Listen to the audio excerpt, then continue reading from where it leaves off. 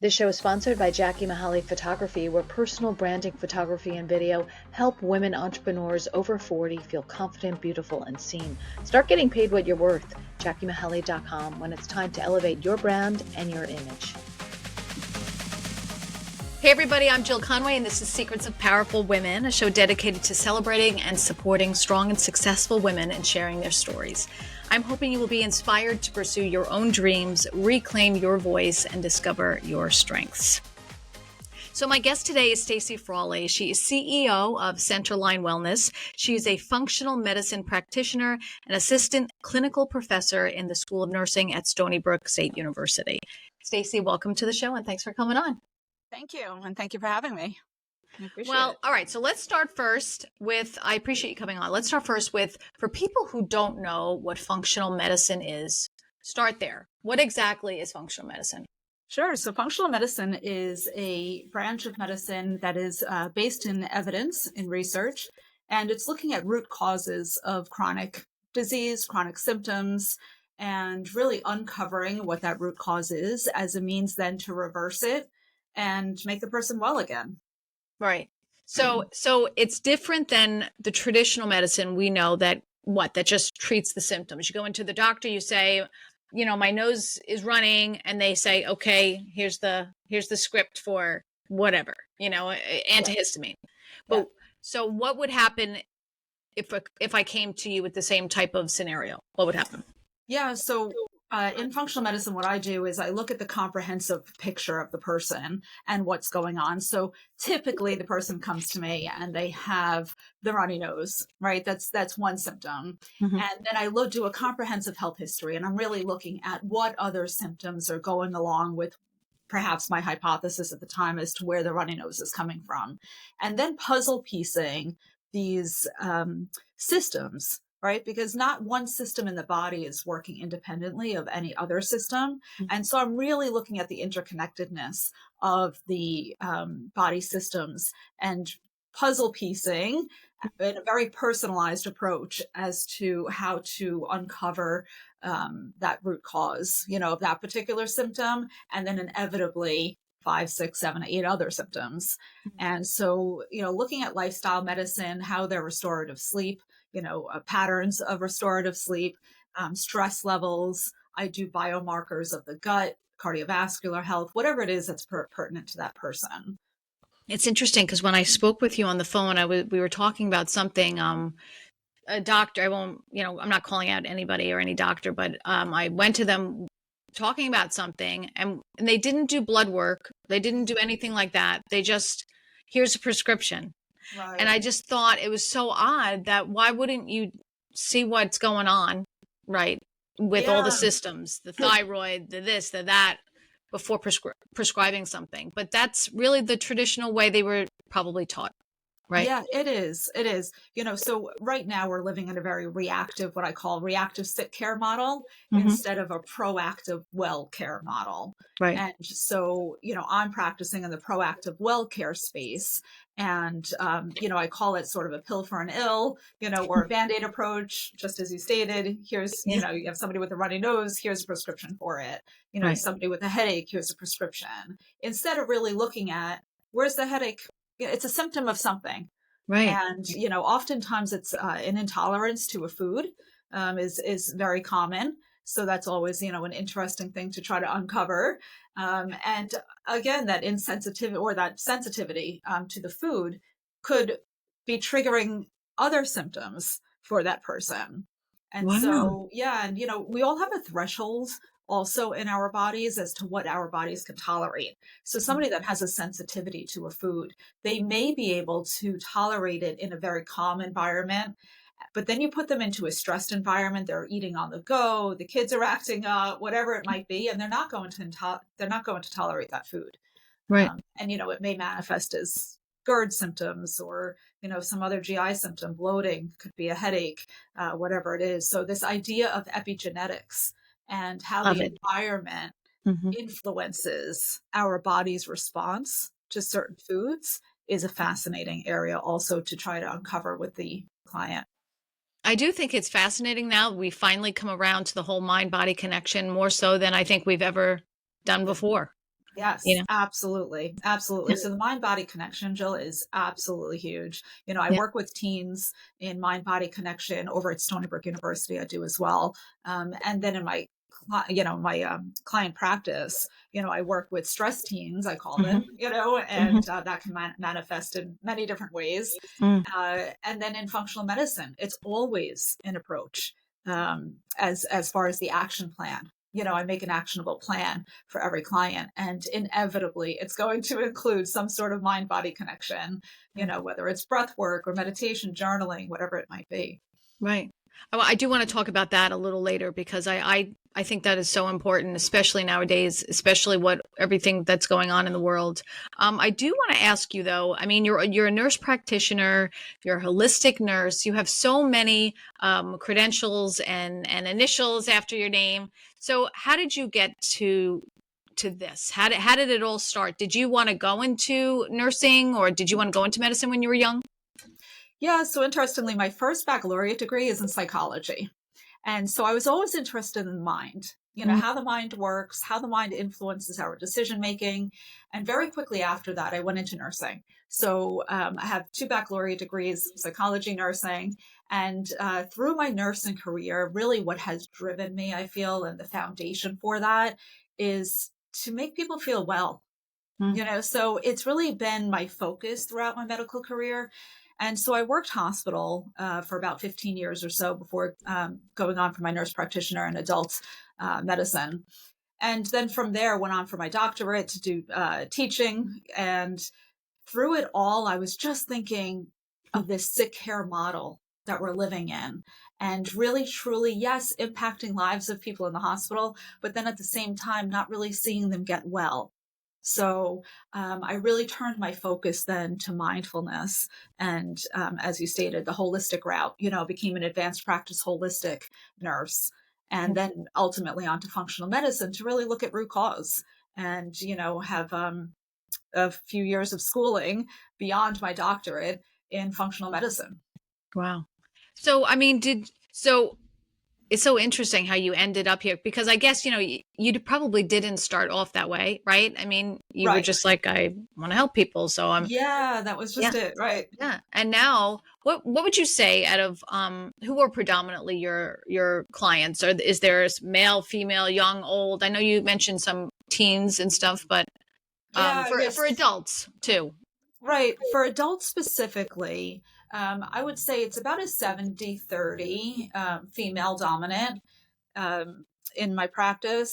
And as far as symptoms or what people come in for, it varies drastically. I have people coming in for symptoms. I have others coming in, I always ask them to name their top three health concerns. And Yeah. that's always interesting to me. A lot of weight, resistant weight, I'll call it, Wait, stubborn weight, resistant weight, can't lose that last 10 pounds. Um, uh, I and what can't is put a that? percentage. Yeah. Go So, ahead. yeah, I will get to that. Yeah. I can't put a percentage necessarily on that as the top three health concern, but I will say it's driven a lot by perimenopause for women, Mm. that 10-year pre-menopause Hmm. phase. The And time then of hell. It's hellish. Yeah. yeah, yeah. And Yeah. then menopause itself, and that idea of societal norms, if you will. And, it's normal to lose hair and have thinning hair and Hmm. gain weight. And, Is all of it these though? manifestations, Mm. it's what our society believes Mm. has us believe, I want to say, is normal. And really, what's going on inside the body for us women are these fluctuations of hormones, Mm. right? The rapid decline of estrogen, the decline of progesterone, the elevated FSH, LH that we'll see in labs, and really honing in on what's the imbalances within that particular person's body, which will be different than the next woman's body, Right. all in the general category, right, of declining estrogen and progesterone. But at the same time, the manifestations of that are different for everyone. And so, I will look at nutrient deficiencies, amino acid deficiencies, hormone imbalances of non sex hormones. So I'll be looking at things like dopamine and cortisol, gastrin, which is a stomach hormone that helps to degrade proteins and carbohydrates.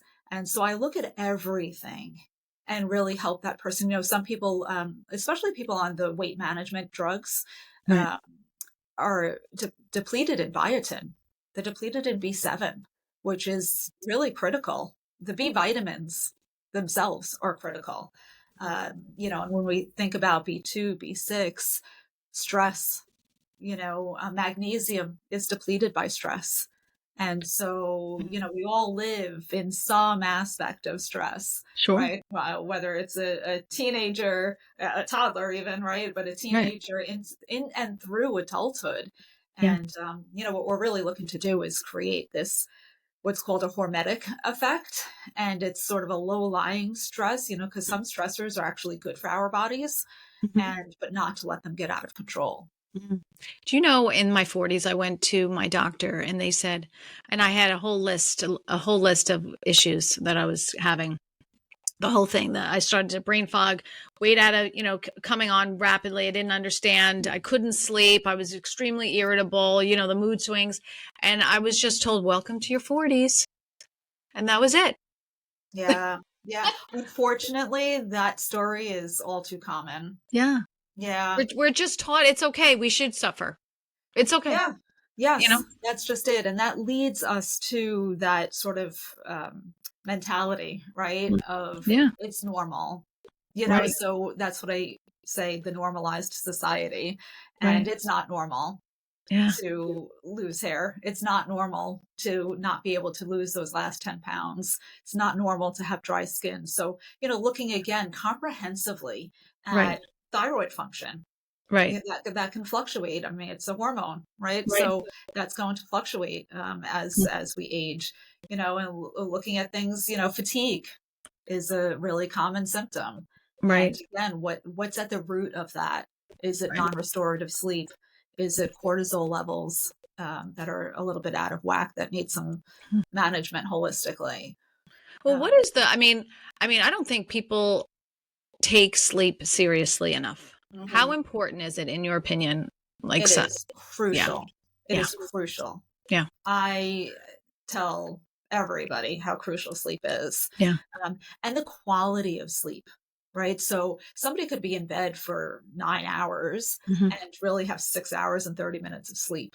And of that 6.5 hours, maybe only an hour and a half of it is restorative. And it's really interesting. So, looking at restorative sleep, I look at REM, how much REM the person has, and how much deep sleep the person has. Wow. Other people could be in bed for 8 hours and get 7 hours and 50 minutes of sleep, with 5 of that being restorative, which is optimal. Oh. And so, it's detrimental to symptoms and our systems to not have enough restorative sleep. And, the quality of the sleep is just so important. Timing, consistency, not going to bed at 10 o'clock one night, staying up till midnight the next night, 2 a.m. the next night, and then go to bed at 9 because you're exhausted. A consistent sleep schedule is really important as well for vibrancy and just overall good health.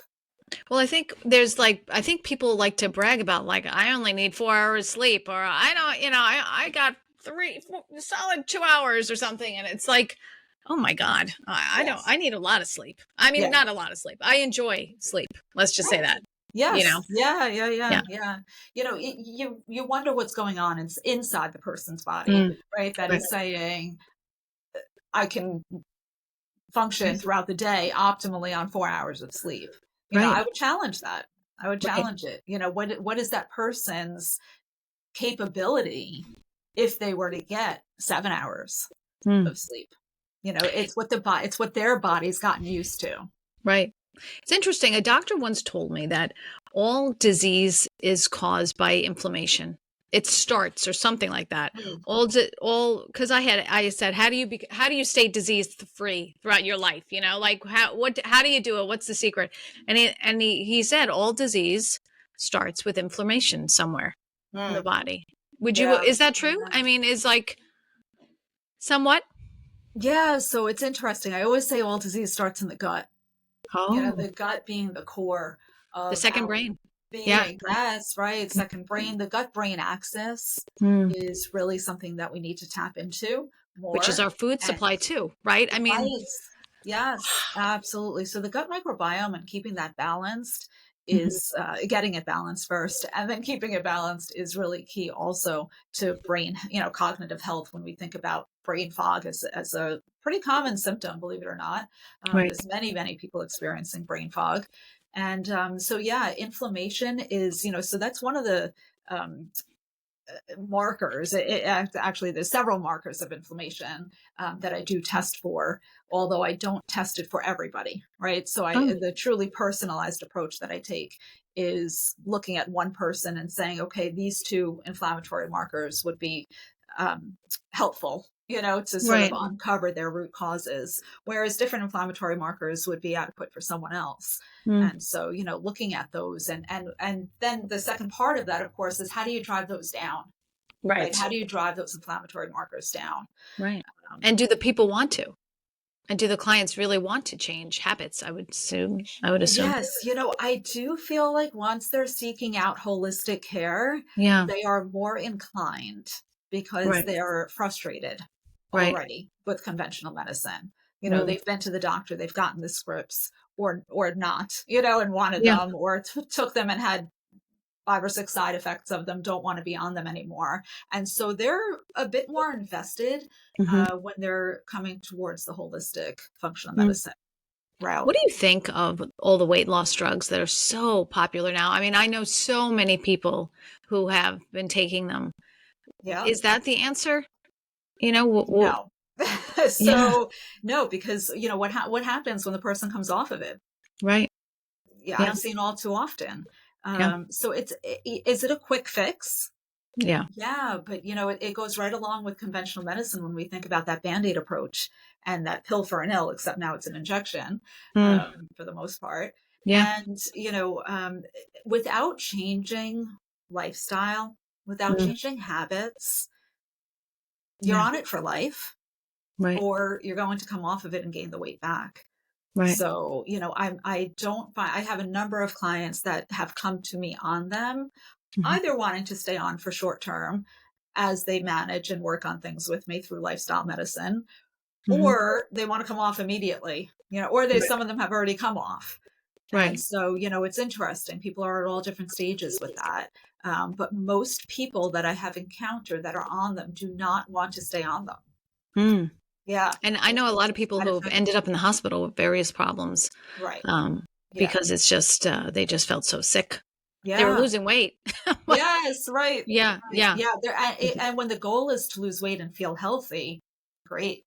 Right. These people are not feeling healthy for the most Right. part. For the most Right. part, Right. their symptoms are still there. Right. So Right. they're losing weight and so the scale is saying less, but ultimately they're not healthier. They're not instituting habits of health. And Right. that's really what's needed. And to look, why couldn't they have lost the weight in the first place? Right. Mm. Again, it's not normal, quote Right. unquote, to not Right. be able to lose weight. If you're putting in, just say for a particular person, 500-calorie deficit for the Right. day, they're strength training, they're exercising, they have Right. cardio, they're eating Right. whole foods and not processed foods or very limited processed foods. They have adequate hydration, optimal sleep. They should be losing weight. And Right. so it's an effort. People do need to put in the effort in Right. order to do it. And be aware. Right. Be Yes, aware. Make a absolutely. conscious, awareness of what they're doing to their Yes, bodies. right, right. And some people need the accountability also, right? So that is sort of an Yeah. accountability partner to Right. check in with, which is an interesting facet also.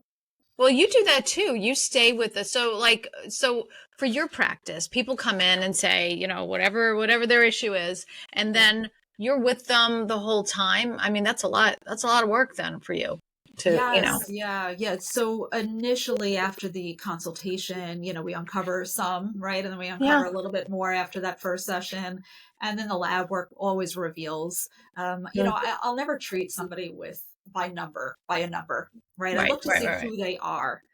Who is this person that's in front of me? They're a 42-year-old female or, a 20-year-old male, whatever it might be. I look at their whole history from Hmm. childhood. Did they have obesity? What are their parents' health?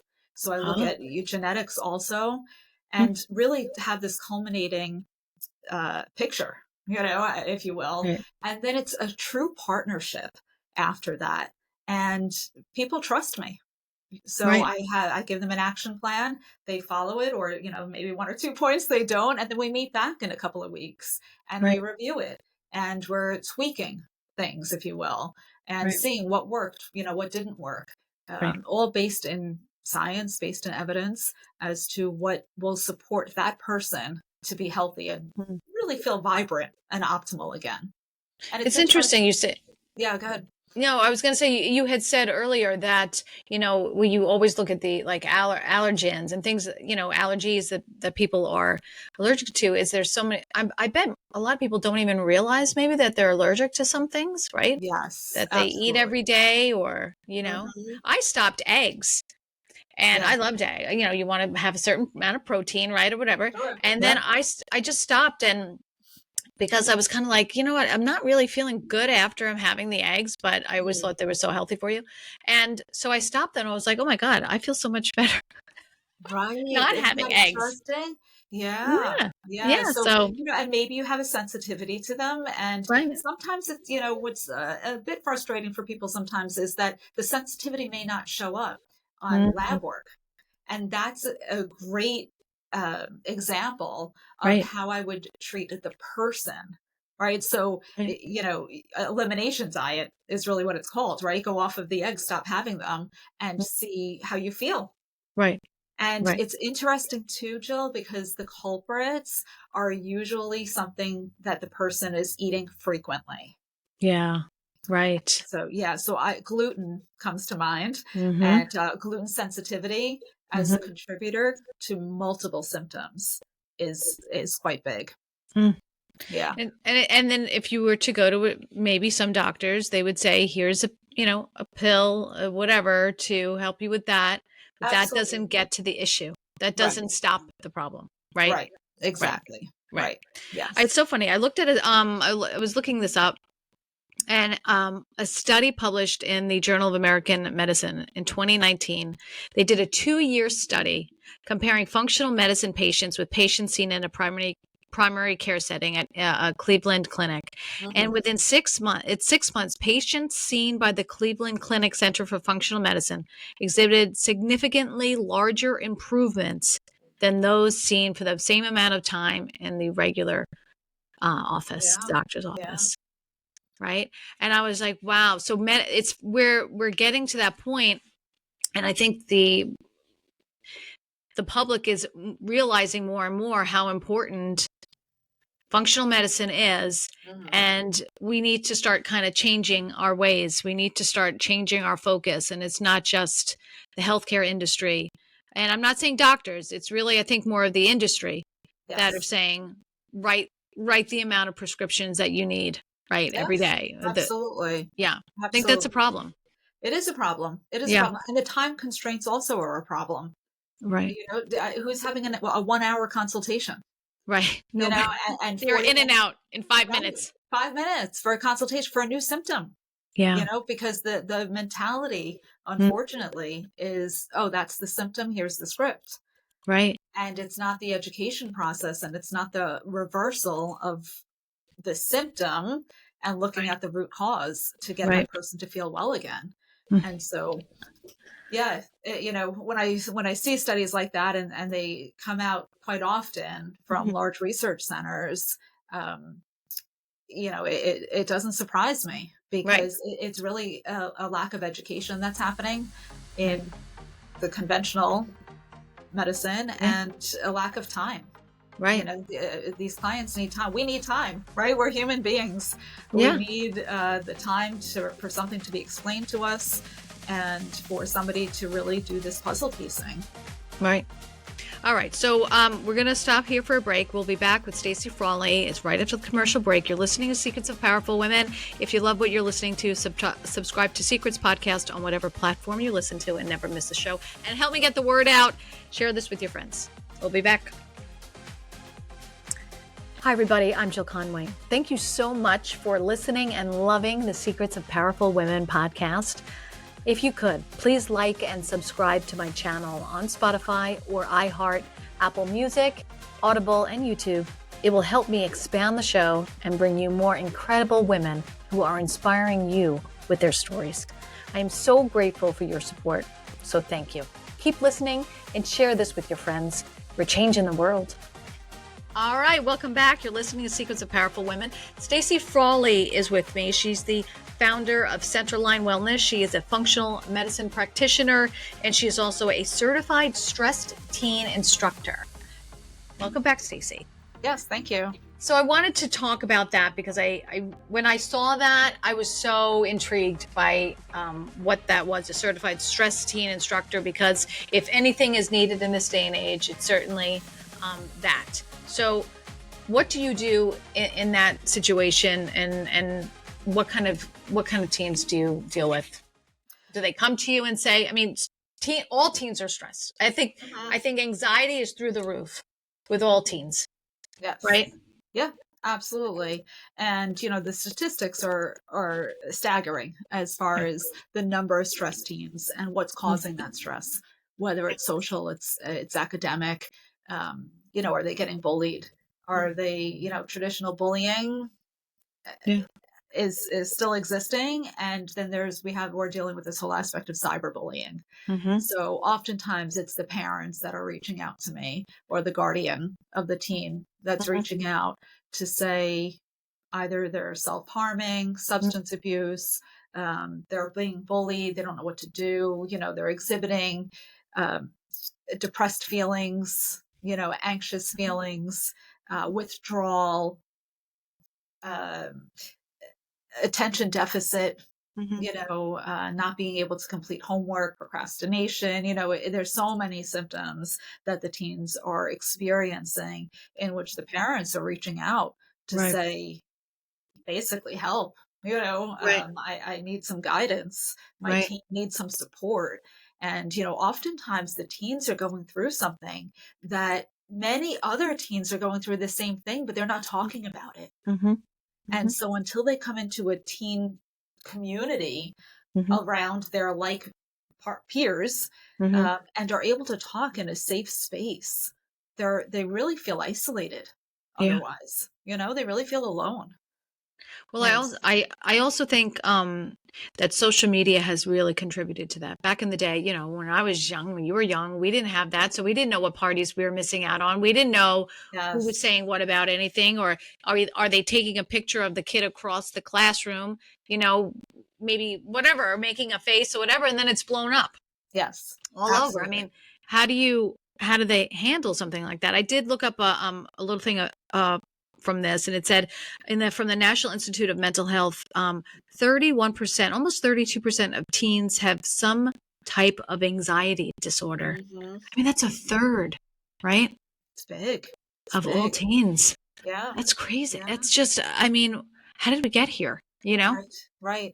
Is it, what is it? I mean, is it food? Like you said, is it lack of sleep? Is it just the age and hormones and craziness, or society? Or, I mean, what are you seeing? Yeah. So I am seeing sort of a combination, right? So no different than what's impacting the adults is impacting the teen. And so, yes, the hormone fluctuations are different, and it's still happening, right, in the teen. And so, I see people 12 to 17 for my mindfulness program. And so hormones, right, any age in between, they're dealing with that. They're dealing with stressors. They're dealing with getting the 100, on their test, the academic pressures that are put on them, which sometimes lead to disrupted sleep. And so that idea, again, of restorative sleep is huge when it comes to a teenager. Right. How to manage stress, how to regulate emotions, all of these things. It's not being taught in the schools. Right. For a large majority of people, No, I agree with you. Yeah. And so, it's impacting them. It's trickling down. And, the statistics are alarming, for anxiety, to think, right? 1/3 of our teens identify as anxious. Right. Or have been diagnosed. Right. So what exactly, though, anxiety is what I mean, I always think it's like you're overthinking thinking something, or those worrisome thoughts or keep nagging at you, or you can't process, you can't cope, It could be right? any and all of that. Yeah. And then how it manifests in the individuals is different. So Right. yes, it's generally people will come in and they'll say it's an overwhelming feeling. I feel Right. overwhelmed. If they're Right. able to identify that feeling, Right. if not, I help them to put the words to their expressions, Right. sort of the feeling to their expression. And oftentimes it's overwhelmed. Right. They're playing sports, they're trying to keep up with academics, they're in social groups. You alluded to earlier this fear of missing out, right? Yeah. So, social media, parties, Yeah. get togethers, whatever it is, these Right. teens have this fear of being Hmm. talked about, not Right. being there, not knowing what's happening, not knowing what's going on. Right. Um, and one of the counters, if you will, to that is really looking inward and saying, what do I want? Right. And which is oftentimes difficult, Yeah. because you want to fit in. And Right. so what if I don't want to go to the party? What if I don't want to try out for X, Y, or Z, but it's a family, Mhm. thought that you should be playing this particular sport, something of that, for that example. Or your four friends and you're the fifth in that little small friend group are going to this party and you just don't want to go. It's Right. okay, and so I love to use the word allow, and I use the word allow for teens and Hmm. adults. In what Just, way? What do you yeah. mean? So allow can be, just allow what it is that you're feeling, right? Right. Don't Don't judge stop it. it. Yeah, Right. don't judge it, Yeah. don't stop it. And that is really the true art of mindfulness, which is what I'm certified in, the mindfulness based stress reduction, how I run the classes. And it's really looking at allow the present moment and don't judge it. And Ooh. it's that second part, right? Mm. That people have a little bit of a struggle with sometimes. They'll think like, okay, I'm allowing the moments, Yeah. right? The friends are going to a party. I felt inward, I don't want to go. It's not the type of party I want to be at. Hmm. Or I just feel like being home that night, or doing something else. Hmm. And so that's okay. And then when I add in this piece of don't judge it, it's difficult. It's Right. difficult for adults, so when we think about the teen, who are oftentimes not so, as much, I want to say, in touch with their emotions, it Yeah. becomes difficult. Right. That's Yeah. so interesting. Right. So you're saying, like, don't judge your own thoughts yourself in that way. You're saying it's not good or bad. Yes. Maybe it's just a Correct. thought, like, you don't feel like going, don't Right. go. Like, Yes. And what's the don't big go. deal? Right? Yes. Who Right. cares? Right? Yes. Yeah. Yeah. And that's when we talk then about this fear of missing out. Why? Right. Why is it such a fear to not Right. go? And what does that look like? Mm. The next day. Isn't that you think you're going to get talked about? Right? Is that Oh, it? Right? yes. Yes. Yeah. The one that's not there. Yes, Yes. is going to be Right. the one talked about. Yes. Well, And well then, that, that always leads to a conversation. Okay, then what if you are talked about? What does that mean? What does that look like? wow. So, Mm. and we just kind of keep digging a little bit as to why, right? Right. This dynamic is sort of happening for this person. Right. Yeah. It's so funny. I had this conversation with my kids and other parents where I think I would like to actually do a whole show on this, on what is friendship, because I think you sometimes get in a group of friends where they're not nice to each other, and I'm sure we all have had girlfriends like that. And you're like, why am I Yes. even friends with this person, right? Yes. Like, and then you have to make a decision. Like, I don't want that toxic behavior Yeah. near me, right? Right. But when you're a teenager, I think that's kind of hard to do, It right? is. But I think there has to be what is a friend? They're Yeah. not someone who puts you down all the time, No. No. right? I mean, Absolutely. Yeah. and that's tough. It's a tough thing to kind of figure that out, because I think high school and middle school is very tough years, very, very Yes. tough years. Absolutely. There's a lot Yeah. of pressures put on. And then, as the child enters into the high school from the middle school, Mm. there's a lot of pressure put on about college. Yes. And, so it just snowballs Yeah. from this young middle school, right, to junior high school, into the high school. Hmm. The pressures, the Right. expectations, the demands academically, socially, Mhm. that are put on these children, Right. you know, So they and seek an escape, right? yes, Right. absolutely, absolutely, and that could Yeah. manifest in a lot of different ways. Yeah. Like I said, withdrawal, hyperactivity, hyperfocus, hypervigilance, Right. um, eating Right. disorders Right. factor into And that too. Substance alcohol, abuse, yeah, yeah, substance abuse, yeah. yes, Yeah. absolutely, self-harm, Oh, and so yeah, it's so because tough. they You they really you need had yeah. the Go, protection. You know, right, so right. yeah, And dating and that whole thing. I yes, mean, oh my yes. gosh, the stress of that. You had an interesting stat in front of you. You Yes, yes. So 50% of mental illness starts at the age of 14. It's wow, staggering. It's wow. really staggering when we think 14. They're babies. Right? They're They're so babies. Right? I want to say the same thing, yeah. I mean, And what is that? Eighth, ninth grade? I think yeah, yep. eighth or Yeah. something around there. Yeah, it's Yeah. about eighth, ninth grade. Yeah, yeah. Wow. And then from that 42% go on to experience what is termed chronic um, sadness or hopelessness. Oh gosh. Right. Yeah. So so what that would be what to chronic depression type of thing or Yeah, something like depressed that? feelings. Sometimes they're not getting diagnosed with generalized anxiety, Yeah. right? Or Right. depression per se, but Right. they have depressed feelings, right? Or anxious thoughts or anxious feelings. Right. And sometimes they can't put a word to that, Mm. right? They don't know how to express themselves. They haven't been taught that.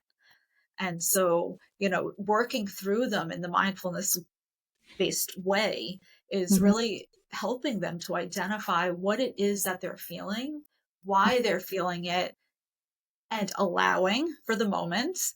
And then I always add in this part, don't dwell, all right? Don't dwell on the emotion. Right. Recognize it, accept it, allow it, don't judge it, Mhm. and then also don't dwell. Mm. It's true because I think every one of us, we when you've had something go wrong, you Yeah. just allow it to keep playing and playing Yes. over and over in your mind. And Yep. then, I mean, that's not good for you. You're reliving Yeah. all those That, emotions constantly. correct. Right. Yeah. Right. Yeah. Yeah. So the escape, if you Mhm. will, from that I do talk often about is what are you learning from this experience? Right? What is it in this experience that you're recognizing causes you anxious feelings or Mm. depressed feelings or sadness or hopelessness or what have you? Um, how can that be? And I don't, I stray away from saying, how can you turn that positive? Right. Because it's Yeah. not positive. Right. It's Right. negative, or perceived Right. as negative. But Right. what can you learn from it? There's a sign in my house that says there are no mistakes, only lessons, That's true. because I truly believe that. I Right. do believe that we need to, again, allow our lives and our situations to pivot, Mm. right? And sometimes it's a very conscious pivot, and Yeah. other times it's not. Other times it's, something coming out of left field that you didn't expect that's forcing you to pivot, right? So, in sports, high school, whether it's varsity or JV, or even in the middle schools or junior high schools, somebody tries out to be captain of the team or what have you, and they don't make it. Right. Well, Right. then what? Right. Right. So allowing the feelings that rise without judgment, and then learning from that it wasn't meant to be. Right. So instead of viewing that as such a negative aspect, Mhm. really looking into saying, okay, what opportunity does this open up for me, Right. Right. instead of that opportunity being closed? So if chronic mental health issues, so many of them start when you're a teenager, right? Yeah. Hmm. And which ultimately all of that causes severe stress on the body. So what does stress, how does it translate into the body? What does it do to your body? Yeah. So that can be anything from fatigue, hair loss. Oftentimes I'll see those two in combination with each other. Wow. Disrupted sleep, Yeah, sure. leading to lack of focus. Mm-hmm. And so lack of focus, I oftentimes think of especially the child in their middle school years or high school years as attention deficit, Right. right? And not necessarily, there are diagnoses, right? Right. And Mm-hmm. then there's symptoms of. And so, you don't need a diagnosis to say that you're having difficulty focusing, Right. right? It's true. And Everyone knows. You yourself know when you can't. yes, Yeah. absolutely. Right. Absolutely. And so, it goes back also to depression and anxiety. Like, you don't need to be diagnosed with those to know that you have anxious thoughts Mm-hmm. or depressed feelings. Mm. Um, and so, yeah, so those are all things that we work with within the same aspect of looking at somebody that is stressed. Right. How is it manifesting? Acne, Mm. right? So inflammation within the body. And then we think, how is inflammation presenting itself? Right. So it could be facial acne, chest acne, um, Mm. dry mouth, canker sores. Oh. Again, the hair, hair thinning always comes to mind too. So stress really will wreak havoc and present itself in many different ways. And of course, gut. Oh, absolutely. I think when I stress out, I mean it goes to my gut. For Yes, sure. yeah, yes. And when we think of butterflies, that Yeah. butterfly feeling, in Right. the chest or in the gut. Yes. And people get symptoms. Again, they don't need the diagnosis of Right. IBS or irritable bowel Right. syndrome, but Right. absolutely, they can have alternating diarrhea, constipation, Right. bloating, excess gas, That's all. and That can be wow. yes, all related to stress. Hmm. Absolutely. Wow. Well, Mhm. right, because it probably right. If you have something like that, chronic stress, which I mean, a lot of adults do, right, with Yes. everything, the bills, the kids, the job, everything.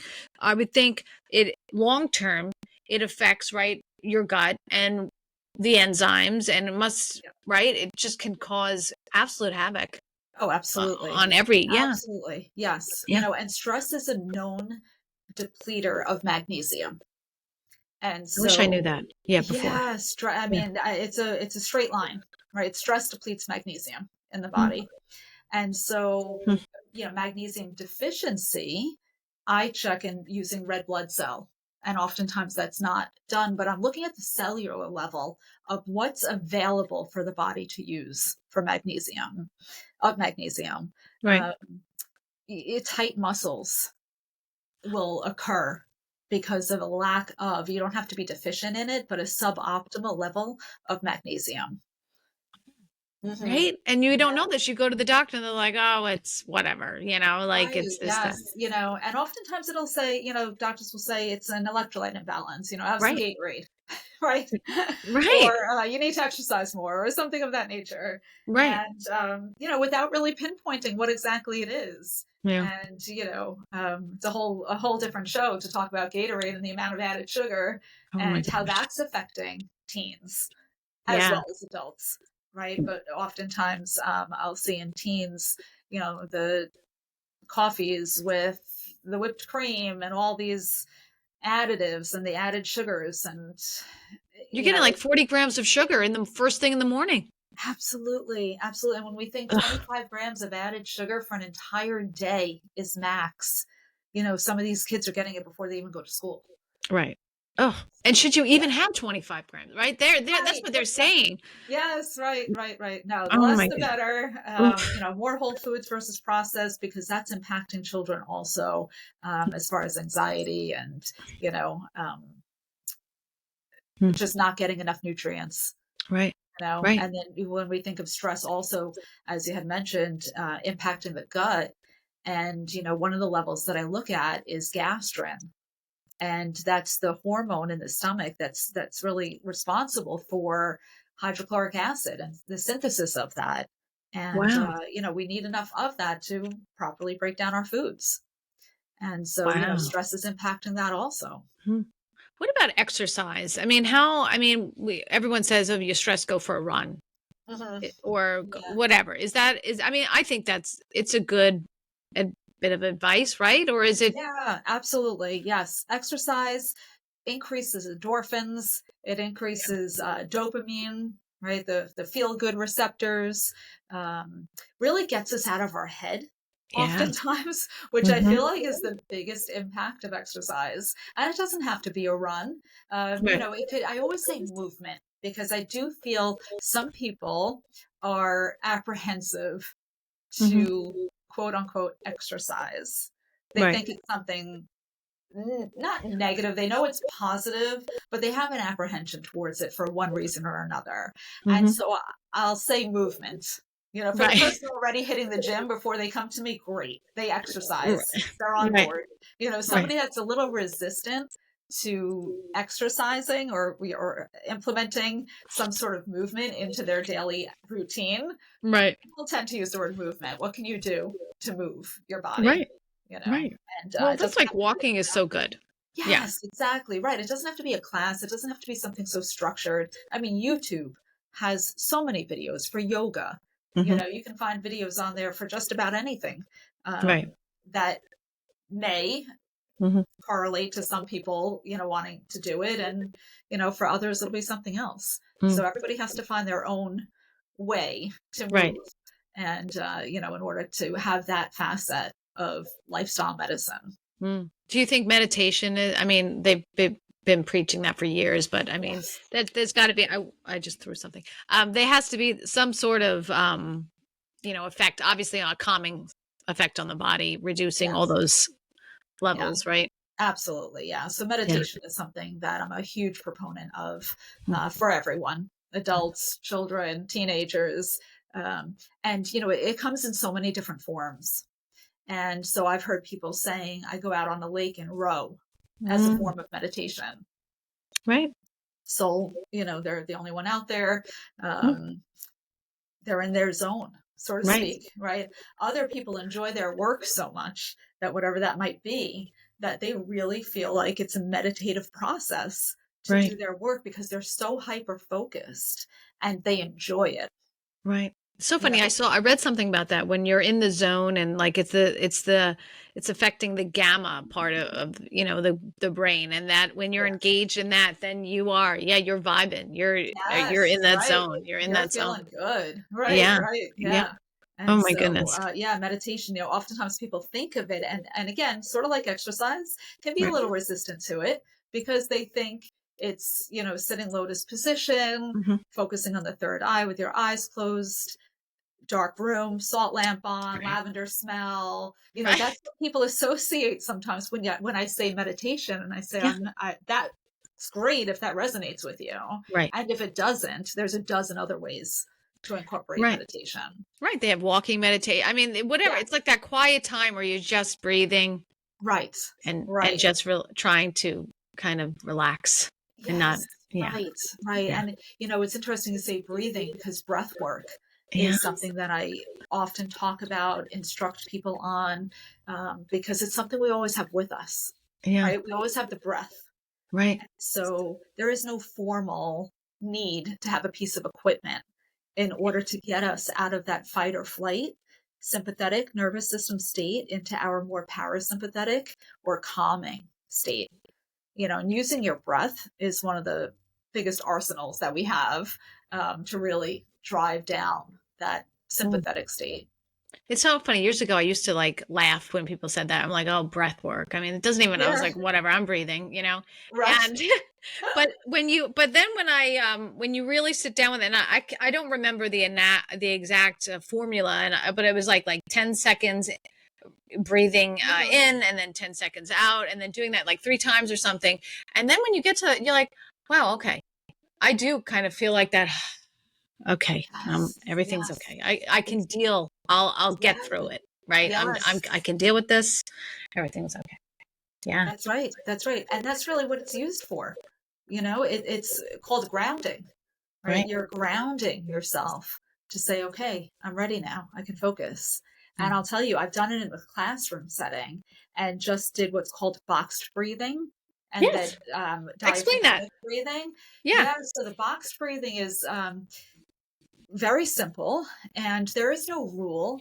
So when you're saying you sort of forget, is it 10 seconds or what have Yeah. you, it's Right. whatever you want it to be that at that moment, really, right? So Right. there's no rules around this. But box breathing, when I teach it, I start off with 4 seconds And I have the students really visualize a box. So they'll be drawing a box in their mind. And as their first line of the box, it can go sideways, up, down, doesn't matter. They'll be inhaling through their nose for 4 seconds. And then they're drawing a line visually in their mind. And then they're exhaling through their mouth for 4 seconds as the second line of the box. So another inhale, third line of the box, another exhale, a fourth line. And they have one box, right? And they've done 16 seconds now of breath work. And then they repeat that, right? So in through the nose, out through the mouth. And then we build from that. They can inhale something positive, exhale something what's perceived as negative or an intrusive thought, and I always tell them, you will have thoughts that enter your mind as you're doing this. It's okay. It's where the word allow comes back in. Allow, recognize the thought, focus back on the breath. Right. And, the attention just needs to keep coming back to the breath, no matter how many distractions, because as soon as it goes back to the breath, there'll be another distraction. Another, whatever it is, your mind, thinking about the car that just passed by or the person in the hallway, or, I could hear the person next to me breathing, whatever it is, it'll be a distraction, and that's okay. It's a distraction. Go back to the breath. Always go back to the breath. And this is something that I teach adults also. Oh, I love it. Stacey, where can people get a hold of you or contact you if they want to come see you? Yes. So my website is www.centerlinewellness.com. My practice is on Smithtown Boulevard in Nesconset. And the phone number is 631-209-7375. And you can Find do me on Facebook, Instagram. Yeah. Can you do, consultations over the computer and things like that for people out of state and things? Yes. So I do only see people in New York, but yes, Zoom is available. I have HIPAA compliant through my EHR platform. Mm-hmm. And so in person and or Zoom. And some people do a combination.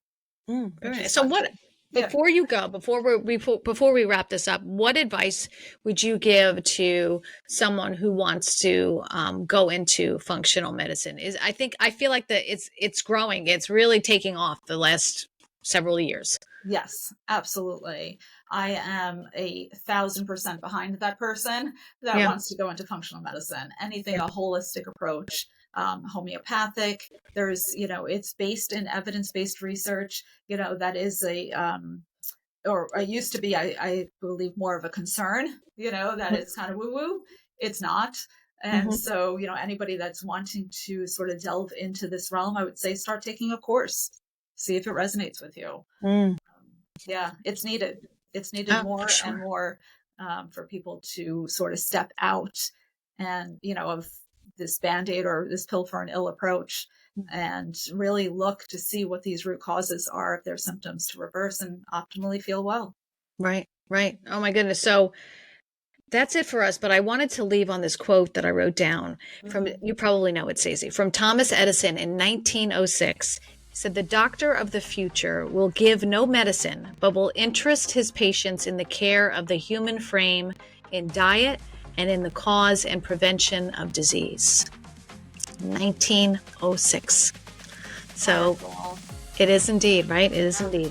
Yeah. All right, Stacey, thank you so much for coming on. Yes, thank you for having me. I appreciate it. Oh, well, you're very welcome. Thanks. And anyone who wants to contact her, she left her information there. It'll also be on my details on my podcast. And I want to say thank you for listening. I'm Jill Conway, and this is Secrets of Powerful Women. We celebrate incredible women, and I hope you're inspired to pursue your own goals, believe in yourself, and dream bigger. Your voice matters, and your story can help others. I hope you join me next time. This show is sponsored by Jackie Mahaly Photography, where personal branding photography and video help women entrepreneurs over 40 feel confident, beautiful, and seen. Start getting paid what you're worth. JackieMahaly.com when it's time to elevate your brand and your image.